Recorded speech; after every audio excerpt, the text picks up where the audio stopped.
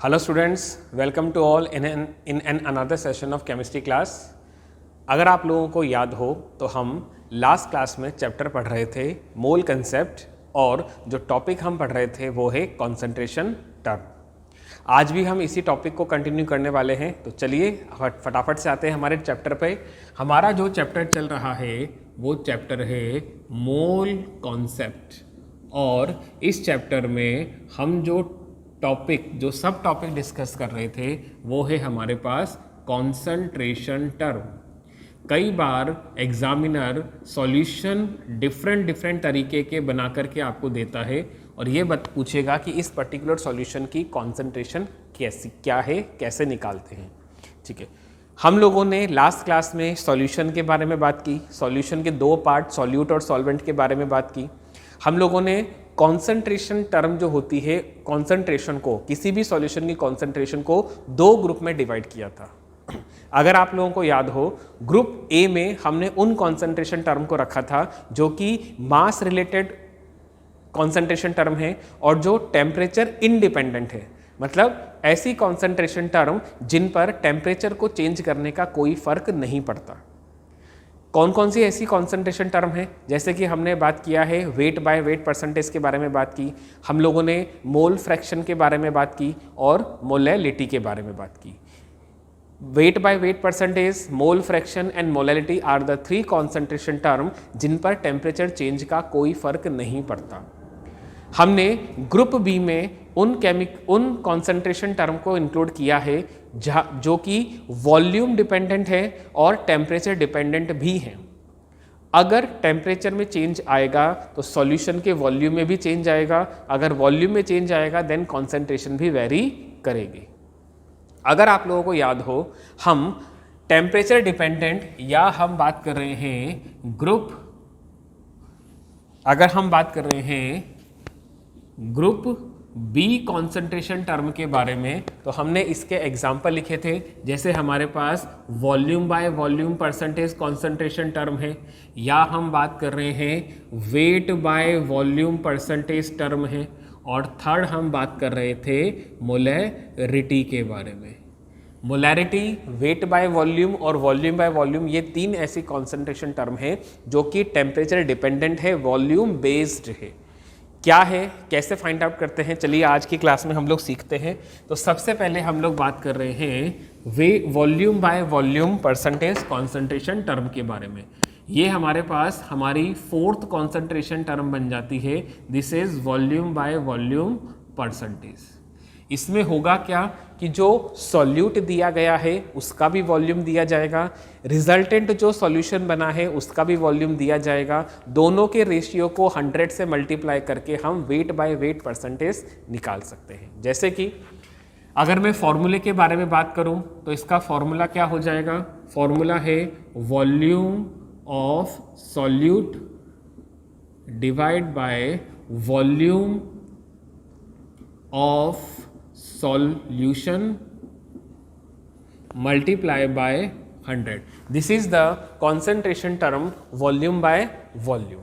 Clear? एक छोटा सा एग्जाम्पल लेकर के हम इस कॉन्सेंट्रेशन टर्म को समझते हैं। तो हमारे पास क्वेश्चन हो जाता है, हमने एक सॉल्यूशन बनाया 20 ml एसिटिक एसिड को अगर हम ऐड कर रहे हैं 180 ml ऑफ वाटर में, देन आपको ये बताना है what is volume by volume percentage of solution. Solution का वॉल्यूम बाय वॉल्यूम परसेंटेज कितना है? स्टूडेंट, अगर हम सॉल्यूशन की तरफ चलें तो आप ये देखेंगे कि एसिटिक एसिड जो है ये हमारा सॉल्यूट है, वाटर जो है ये हमारा सॉल्वेंट है। दोनों के ही वॉल्यूम को ऐड करने से हमें सॉल्यूशन का वॉल्यूम मिल जाएगा। तो हम बात कर रहे हैं वॉल्यूम ऑफ सॉल्यूशन की। ये हमारे पास होगा volume of solute plus volume of solvent. अगर हम वॉल्यूम ऑफ सॉल्यूट की बात करें according to the question it is 20 ml plus अगर हम वॉल्यूम ऑफ सॉल्वेंट की बात करें, ये आपको 180 ml दिया गया है, तो टोटल सॉल्यूशन का वॉल्यूम 200 ml आ जाएगा। क्लियर? और अगर हम वॉल्यूम बाय वॉल्यूम परसेंटेज की बात करें, तो सॉल्यूट का वॉल्यूम कितना गिवन है क्वेश्चन में, हमें 20 ml दिया हुआ है, ये हमें दिख रहा है। अब हमने वॉल्यूम ऑफ सॉल्यूशन निकाल लिया, वॉल्यूम ऑफ सॉल्यूट और वॉल्यूम ऑफ सॉल्वेंट को ऐड करके it is given to you 200 ml, ये आपको मिल गया। अगर मल्टीप्लाई बाय 100 हम यहाँ पर कर देते हैं तो 40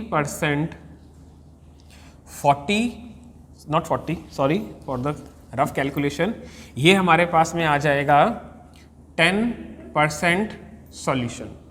वॉल्यूम बाय वॉल्यूम कितना हो जाएगा हमारे पास में, 10% हो जाएगा। Is this clear? 100 से गया 2 टाइम्स, 2 से 20 को 2 से डिवाइड किया 10%। This is the volume by volume percentage concentration. It is temperature independent, sorry it is temperature dependent. By it is temperature dependent, क्योंकि जैसे टेम्परेचर बदलेगा सॉल्यूशन का वॉल्यूम बदलेगा और कॉन्सेंट्रेशन टर्म भी बदल जाएगी। Is this clear? चलिए, ये हमारे पास में हो गया volume by volume concentration term. हम टेम्परेचर डिपेंडेंट एक सेकेंड कॉन्सेंट्रेशन टर्म के बारे में बात कर रहे हैं, और वो हमारे पास है वेट बाय वॉल्यूम। हमारी 5th कॉन्सेंट्रेशन टर्म हो जाती है, it is wait by volume percentage. अगर वेट बाय वॉल्यूम परसेंटेज की हम बात कर रहे हैं तो इसका फॉर्मूला हमारे पास में हो जाएगा वेट ऑफ और mass of solute dissolved in volume of solution multiply by 100. This is the formula to calculate weight by volume concentration. Is this clear? क्या हम इसे भी एक एग्जाम्पल के थ्रू समझ सकते हैं? चलिए करते हैं एक क्वेश्चन इस पर भी डिपेंडेंट। हमारे पास सवाल दिया गया है कि 200 gram of sodium hydroxide, not 200, हम इसे ले लेते हैं 20 ग्राम। 20 gram of sodium hydroxide is added in water, is added to water, and volume of solution become 500 ml। हमने क्या किया, पानी में 20 ग्राम सोडियम हाइड्रोक्साइड को ऐड किया और सॉल्यूशन का वॉल्यूम जो है वो 500 ml हो गया है। तो आपको बताना है what is wait by volume percentage. Wait by volume percentage कितना होगा, तो ये पता लगाने के लिए हम अगर सॉल्यूशन की तरफ मूव करते हैं तो हमें ये पता है कि वेट बाय वॉल्यूम परसेंटेज के लिए हमें चाहिए mass of solute. Mass of solute question में हमें कितना दिया हुआ है, 20 ग्राम दिया गया है। और अगर हम बात करें वॉल्यूम ऑफ सॉल्यूशन की, वो हमें क्वेश्चन में दिया गया है, इट इज़ 500 ml। मल्टीप्लाई अगर हम कर देते हैं 100 से, तो ये हमारे पास में आ जाएगा 4%। 4% क्या है, wait by volume concentration term है जो क्वेश्चन आप लोगों को दिया गया है उसकी। Student, is this clear? क्या ये बात आप लोगों को समझ में आ गई है? क्लियर है ये बात? चलिए, अगर ये बात आप लोगों को समझ में आ गई है तो हम हमारी जो नेक्स्ट कॉन्सेंट्रेशन टर्म है जो कि वॉल्यूम बेस्ड है और टेम्परेचर डिपेंडेंट है, उसकी बात करते हैं। वो है हमारे पास में मोलैरिटी। बहुत ही इंटरेस्टिंग और बहुत ही ज़्यादा पूछे जाने वाली कॉन्सेंट्रेशन टर्म हमारे पास में हो जाती है। ये 6th कॉन्सेंट्रेशन टर्म हो जाएगी हमारे टॉपिक की। This is molarity. अब मोलैरिटी क्या होता है, पहले डेफिनेशन की तरफ चले। डेफिनेशन मोलैरिटी की ये है, ये एक ऐसी कॉन्सेंट्रेशन टर्म है जो हमें ये बताती है कि सॉल्यूट के कितने मोल कितने वॉल्यूम ऑफ सॉल्यूशन में अवेलेबल है। ठीक है, so what is molarity? It represent how much mole या फिर यूं कह सकते हैं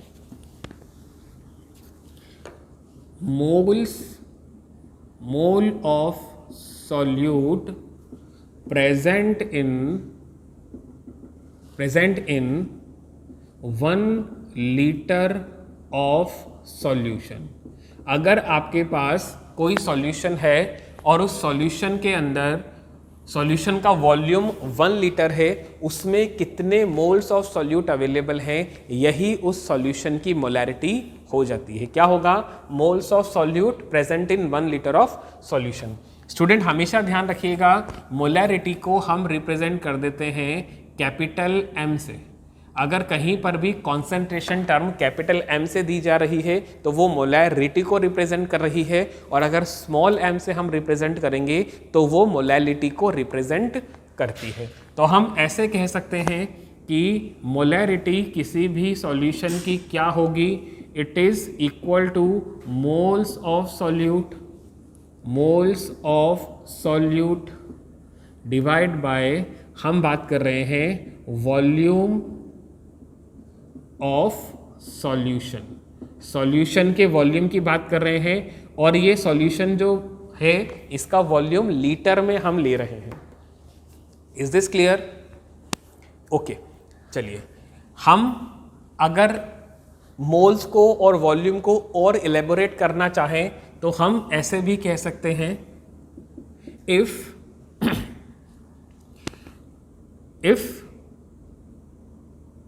x ग्राम ऑफ सॉल्यूट, अब इस सॉल्यूट का मोलर मास हमने ले लिया फॉर एग्जांपल कैपिटल X ग्राम, ठीक है। If x gram of solute is dissolved in VmL of solvent, then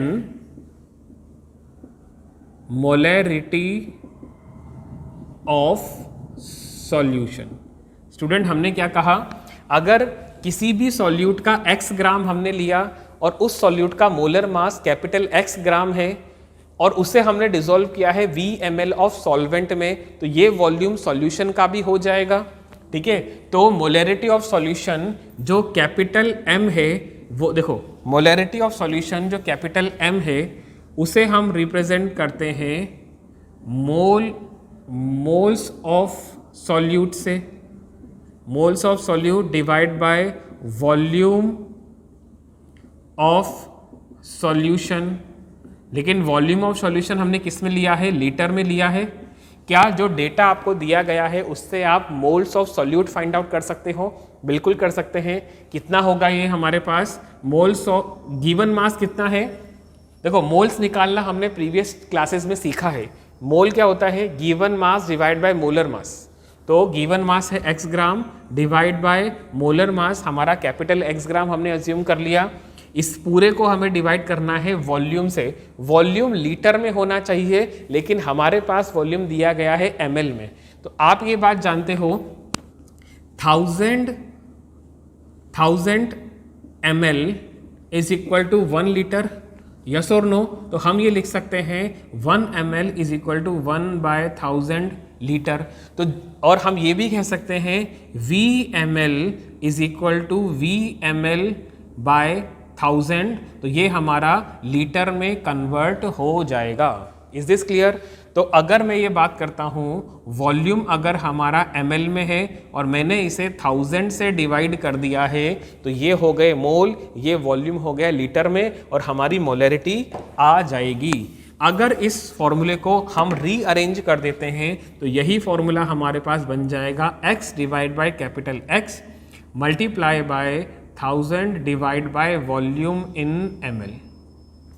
is this clear? Molarity को आप ऐसे भी लिख सकते हो, मोलैरिटी को हम इस तरह से भी रिप्रेजेंट कर सकते हैं। तो हम मोलैरिटी को कैसे लिखेंगे? Given mass of solute divide by molar mass of solute multiply by 1000 divide by volume of solution.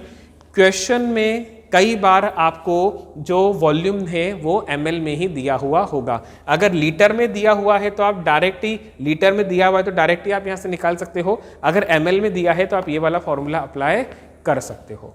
ये बात समझ में आ गई स्टूडेंट आप लोगों को? ये हमारे पास में हो गई मोलैरिटी। Is this clear? चलिए, तो हम लोगों ने ये कहा, इस फॉर्मूले को देख करके हम लोगों ने ये कहा कि मोलैरिटी जो है ये मोल्स ऑफ सॉल्यूट और volume of solvent in litre है। मैं मोल्स ऑफ सॉल्यूट को स्मॉल n से रिप्रेजेंट कर देता हूँ। तो क्या हम मोलैरिटी और वॉल्यूम ऑफ सॉल्यूशन को फाइंड आउट करके मोल्स ऑफ सॉल्यूट पता लगा सकते हैं? बिल्कुल स्टूडेंट, हम बात कर रहे हैं मोल्स ऑफ सॉल्यूट। सॉल्यूट के मोल्स को क्या हम ऐसे लिख सकते हैं? Molarity of the solution that is capital M multiply by volume of solution, volume of solution, और ये सॉल्यूशन आपको दिया गया है लीटर में। Is this clear? तो हम लिख सकते हैं small n is equal to molarity into volume in litre.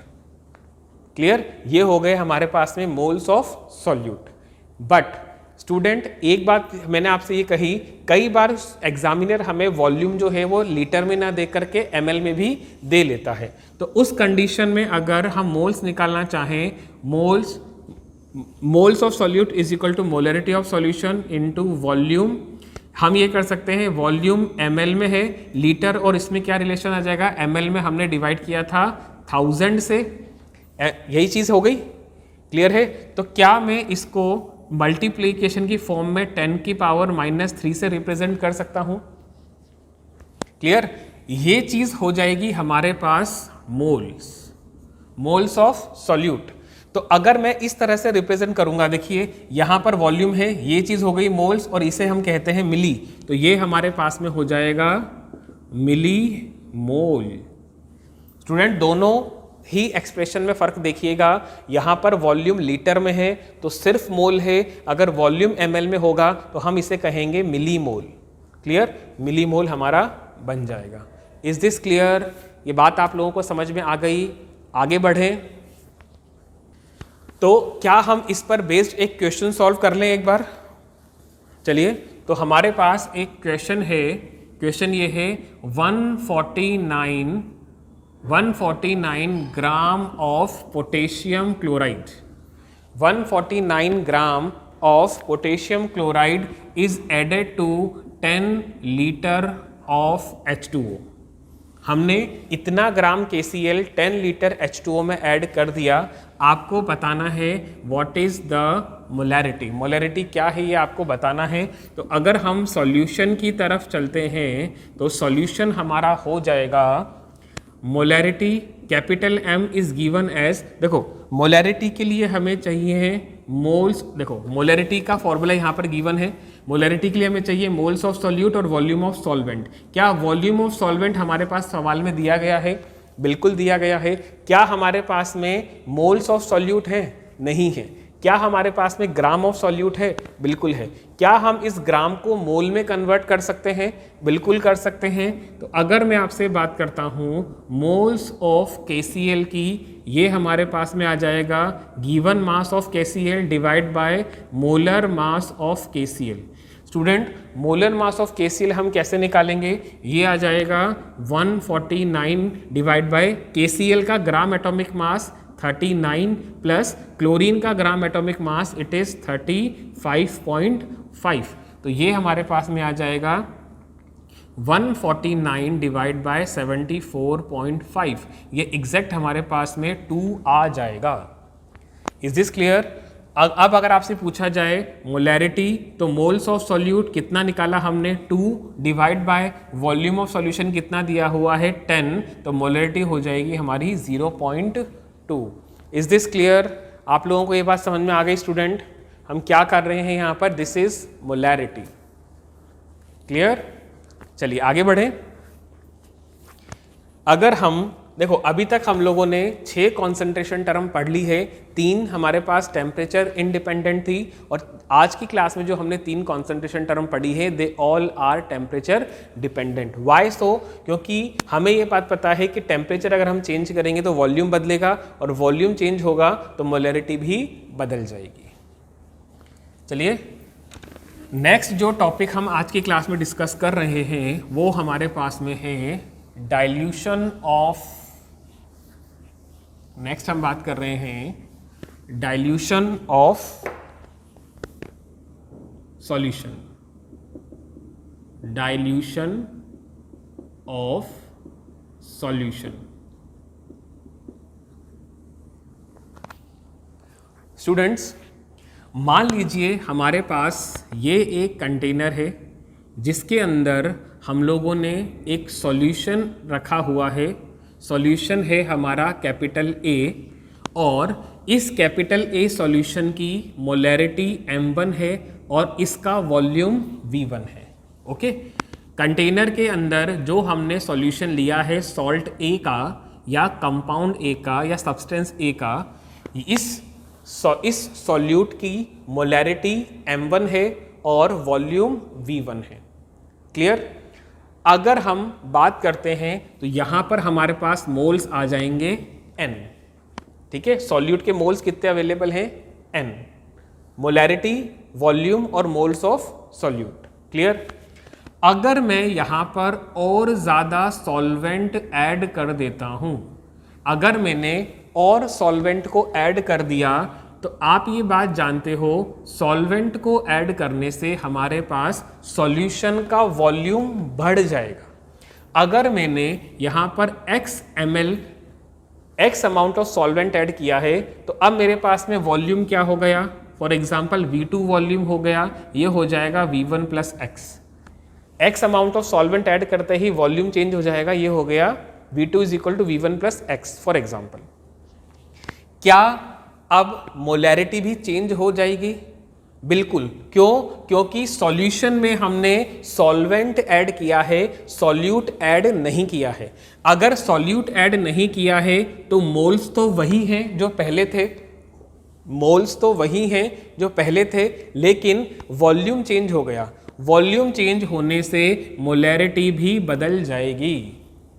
Is this clear? तो अगर मैं आपसे बिफोर डाइल्यूशन की बात करता हूँ, अगर मैं बिफोर डाइल्यूशन की बात करूँ और हम कंपेयर करें आफ्टर डाइल्यूशन की कंडीशन को, तो हमारे पास नंबर ऑफ मोल्स पहले जितने थे, नंबर ऑफ मोल्स सॉल्यूशन में अब भी उतने ही हैं। ओके, और स्टूडेंट अगर आप लोगों को ध्यान हो तो मैंने अभी बताया था कि मोलैरिटी का मल्टीप्लिकेशन जब वॉल्यूम से किया जाता है, देखिए वॉल्यूम अगर हम लीटर में ले लेते हैं, वॉल्यूम अगर हम लीटर में ले लेते हैं तो यही हमारे पास नंबर ऑफ मोल्स हो जाएंगे। पहले के केस में बिफोर डाइल्यूशन ये था m1 और v1, क्या था ये? m1 और v1 ये लीटर में ही है। आफ्टर डाइल्यूशन ये मोल्स हो जाएंगे m2 मल्टीप्लाई बाय v2 और ये भी लीटर में ही है। ये बात समझ में आ गई? बिफोर डाइल्यूशन जो मोल्स थे, आफ्टर डाइल्यूशन मोल्स वही रहेंगे। और हम यहाँ पर अगर ml सॉल्यूशन हमारे पास आ जाता है तो m1 multiply by v1 in ml, ये रिलेशन भी सेट बिल्कुल सही है हमारा, that m2 multiply by v2 in ml। Clear? समझ में आ गई? ये मिली मोल, ये मोल्स के अकॉर्डिंग और ये मिली मोल्स के अकॉर्डिंग हमारा रिलेशन सही है। बिफोर डाइल्यूशन मिली मोल्स इतने थे, आफ्टर डाइल्यूशन मिली मोल्स इतने हो जाएंगे। Clear? This is known as dilution of solution, क्योंकि जितना भी सॉल्वेंट एक्स्ट्रा आपने ऐड किया है उसको ऐड करने के बाद में वॉल्यूम चेंज होगा तो मोलैरिटी भी बदलेगी, लेकिन नंबर ऑफ मोल्स सेम रहेंगे बिफोर डाइल्यूशन और आफ्टर डाइल्यूशन। तो ये हमारे पास एक रिलेशन निकल करके आ जाता है। Is this clear? ओके, तो नेक्स्ट हम बात कर रहे हैं, क्या बात कर रहे हैं? एक क्वेश्चन सॉल्व करते हैं इसके ऊपर बेस्ड, इस कंसेप्ट के ऊपर बेस्ड। 0.1 m इतनी मोलरिटी का HCl जिसका 10 ml, एक सेकंड क्वेश्चन को मैं रीफ्रेम कर देता हूं, 100 ml of 0.1 m HCl is diluted to make volume 500 ml, और आपको ये बताना है what is molarity, after dilution. Dilution के बाद में मोलैरिटी कितनी हो जाएगी सॉल्यूशन की। तो अगर हम बस सॉल्यूशन की बात करते हैं, हमें पता है M1 V1 must be equal to M2 V2। Before dilution molarity कितनी है 0.1, वॉल्यूम कितना है that is 100, this must be equal to after dilution. तो डाइल्यूशन के बाद मोलैरिटी हमने अज्यूम कर लिया m है। क्या डाइल्यूशन के बाद हमें वॉल्यूम दिया गया है? Yes, it is given to us 500 ml। तो यहां से डाइल्यूशन के बाद मोलैरिटी ऑफ सॉल्यूशन कितना आ जाएगा 0.1 इंटू 100 डिवाइड बाय 500, ये हमारे पास में आ जाएगा 0.1 डिवाइड बाय 5 अबाउट 0.02।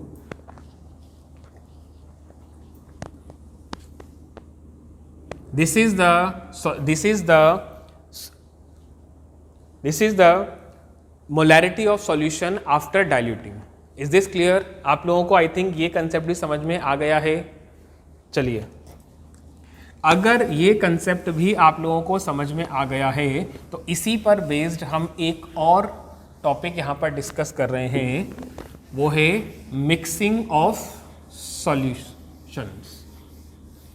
हम बात कर रहे हैं, नेक्स्ट टॉपिक जो हम आज की क्लास में डिस्कस कर रहे हैं वो है हमारे पास में मिक्सिंग ऑफ सॉल्यूशन।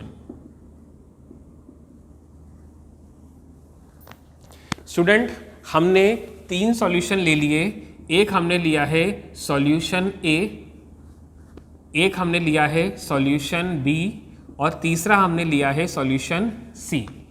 सॉल्यूशन ए भी ग्लूकोज का ही है, फॉर एग्जाम्पल सॉल्यूशन बी भी ग्लूकोज का ही है, सॉल्यूट ग्लूकोज है इसमें, और सॉल्यूशन सी भी हमारे पास में ग्लूकोज का ही है। बट हमने ये कहा सॉल्यूशन ए जो कि ग्लूकोज का सॉल्यूशन है उसकी मोलैरिटी है M1 और उसका जो वॉल्यूम है वो है V1। उसका जो वॉल्यूम है वो क्या है V1। सॉल्यूशन बी जो ग्लूकोज का हमने बनाया ये अलग सॉल्यूशन है, इसकी मोलैरिटी हो जाएगी M2 और इसका वॉल्यूम हो जाएगा V2। क्लियर? अब जो थर्ड सॉल्यूशन हमारे पास में है सॉल्यूशन सी, ग्लूकोज का ही सॉल्यूशन है, इसकी मोलैरिटी है M3 और इसका वॉल्यूम है V3। अगर मैं इन तीनों को मिला करके एक सॉल्यूशन बना देता हूं X, तो वो सॉल्यूशन भी ग्लूकोज का ही बनेगा, हाँ या नहीं? वो सॉल्यूशन भी ग्लूकोज का ही बनेगा और उस सॉल्यूशन का जो वॉल्यूम होगा वो इन तीनों ही सॉल्यूशन के वॉल्यूम का एडिशन होगा। हमें पता लगाना है कि रिजल्टेंट सॉल्यूशन की मोलैरिटी कितनी होगी। क्लियर? टास्क समझ में आया आप लोगों को? हमें करना क्या है, इन तीनों सॉल्यूशन, देखो सॉल्यूट सेम है, तीनों में सॉल्यूट ग्लूकोज ही है बट मोलैरिटी और वॉल्यूम अलग अलग है। इन तीनों को ऐड करके मैंने सॉल्यूशन X बना दिया, ग्लूकोज का ही बनेगा जिसका रिजल्टेंट वॉल्यूम इन तीनों का एडिशन हो जाएगा। हमें पता लगाना है कि मोलैरिटी कितनी है। तो स्टूडेंट, अभी हमने देखा था कि बिफोर डाइल्यूशन और after dilution number of moles solution में चेंज नहीं होते। तो हम यहाँ पर सॉल्यूशन किस तरह से कर सकते हैं, हम बात कर रहे हैं moles of solute, moles of A, moles of solution A plus moles of solution B plus moles of glucose in solution C must be equal to moles of solution X. ये बात समझ में आ रही है आप लोगों को? हमने मोल्स कैसे निकाले थे? हमने मोल्स निकाले थे M1V1 plus M2V2 plus M3V3 और हमने ये माना कि इन तीनों ही सॉल्यूशन को ऐड करने के बाद जो मोलैरिटी आ रही है वो MR है। हम ये कह रहे हैं it is resultant molarity of the solution. और अगर हम यहाँ पर वॉल्यूम की बात करते हैं तो वॉल्यूम भी हम रिप्रेजेंट कर सकते हैं VR से, मतलब रिजल्टेंट वॉल्यूम। तो हमारे पास यहाँ पर हमारे पास में रिजल्टेंट मोलैरिटी का फॉर्मूला आ जाएगा। It will be M1V1 plus M2V2 plus M3V3 और हम यहाँ पर VR से अगर डिवाइड करते हैं तो VR की वैल्यू कितनी है? It is V1 plus V2 plus V3, V1 plus V2 plus V3। This is the resultant molarity of the solution. जब हमने इतने अलग अलग तरीके, स्टूडेंट आप दो सॉल्यूट के मतलब एक ही सॉल्यूट के दो अलग अलग सॉल्यूशन को भी ऐड कर सकते हो, दो या दो से ज़्यादा कितने भी सॉल्यूट आप या सॉल्यूशन आप यहाँ पर यूज़ कर सकते हो। ये बात समझ में आ गई आप लोगों को? चलिए, क्या हम इसको एक एग्जाम्पल से समझें? अगर आप इसे भी एक एग्जाम्पल से समझने की कोशिश कर रहे हो तो हमारे पास एक क्वेश्चन हम लोग ले लेते हैं। हम क्वेश्चन ले लेते हैं कि हमारे पास ग्लूकोज का सॉल्यूशन है। फर्स्ट सॉल्यूशन की मोलैरिटी है 0.1 और इसका वॉल्यूम हो जाएगा 100 ml। Okay, second solution glucose का हमने लिया फॉर एग्जांपल 0.2 और इसका वॉल्यूम हमारे पास में आ जाता है 500 ml। और नेक्स्ट अगर हम थर्ड सॉल्यूशन ऑफ ग्लूकोज ले रहे हैं, इसको हमने ले लिया 0.5 मोलैरिटी का है और इसकी कॉन्सेंट्रेशन फॉर एग्जांपल हमने ले ली 400 ml। सॉरी, इसका वॉल्यूम हमने ले लिया 400 ml। और अगर आपको रिजल्टेंट सॉल्यूशन का वॉल्यूम पता लगाना है तो मुझे इन तीनों ml को ऐड करना होगा। 100 plus 500 plus 400 is equal to 1000 ml is equal to 1000 ml। This is the volume of resultant solution. आपको रिजल्टेंट सॉल्यूशन में मोलैरिटी कितनी आ रही है वो पता लगानी है। तो हम इसके लिए क्या कर रहे हैं, हमने लिखा रिजल्टेंट सॉल्यूशन की मोलैरिटी हमारे पास हो जाएगी M1V1 plus M2V2 plus M3V3 divide by V1 plus V2 plus V3। ये हमारे पास में हो जाएगा 0.1 मल्टीप्लाई बाय 100, ये हो गया M1V1 प्लस नेक्स्ट हमारे पास में हो जाएगा 0.2 मल्टीप्लाई बाय 500, ये हो गया M2V2। थर्ड हमारे पास में हो जाएगा 0.5 मल्टीप्लाई बाय 400, ये हो गया हमारे पास M3V3। इस पूरे को अगर हम तीनों वॉल्यूम के ऐड से डिवाइड कर देंगे, ये हो गया 100 ml हमारे पास में। क्लियर? तो ये कितना आ जाएगा हमारे पास में 10 plus 100, 10 plus 100 plus 200 divide by 1000। तो ये हमारे पास में हो जाएगा 310 divide by 1000 is equal to 0.310 molarity. This is the molarity of the resultant solution. कितना हो जाएगा? रिजल्टेंट सॉल्यूशन की मोलैरिटी इतनी हो जाएगी। तो स्टूडेंट, आज की क्लास में हम लोगों ने ग्रुप बी की जो कॉन्सेंट्रेशन टर्म है उनको भी स्टडी किया। हम कॉन्सेंट्रेशन टर्म से कुछ रिलेटेड और नए कंसेप्ट पढ़ेंगे नेक्स्ट क्लास में। आज के लिए इतना ही। Thank you so much. Keep practising of this kind of question. Thank you everyone.